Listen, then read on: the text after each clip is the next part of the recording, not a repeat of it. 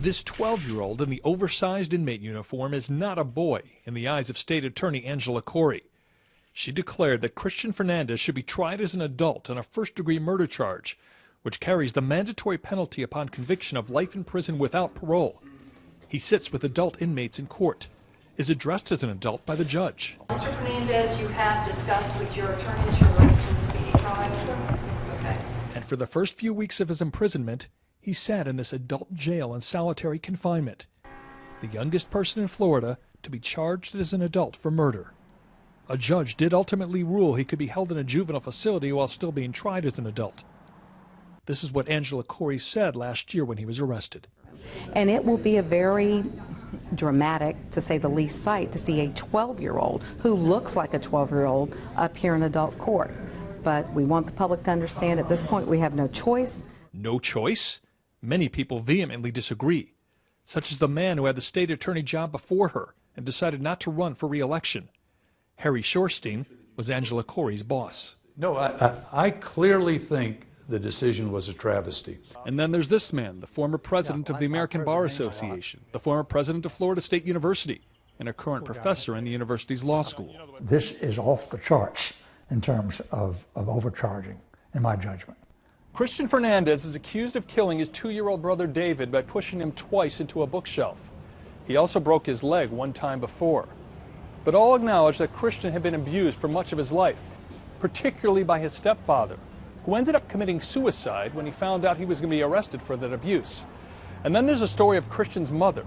She gave birth to Christian when she too was 12 years old. She was away when Christian assaulted his brother. But when she came home and saw her 2-year-old was seriously hurt, she waited 8 hours before getting medical attention. For doing that, she too was implicated in this case. She pleaded guilty to aggravated manslaughter. But her 12-year-old son got the far more serious charge. Listen to what Angela Corey said last year about why she charged the 12-year-old, who had no previous arrest record, as an adult. At what point do you step in and just come down hard so that you prevent a future murder? And that's how we felt in this case. If we don't intervene now and do the right thing and do the tough thing, whether people think, it's the just thing to do because of his age, we have to protect the public from this young man. Preventing a future murder. Angela Corey would not talk to us on camera, but her prosecutor, who will try the case in court, would. So I asked him about that comment. Was that an unfortunate choice of words? I don't necessarily believe it was an unfortunate choice of words. I believe our consideration... But does she have a crystal ball? How would you know you're preventing a future murder? And unfortunately, some of the background and information in this case we cannot discuss.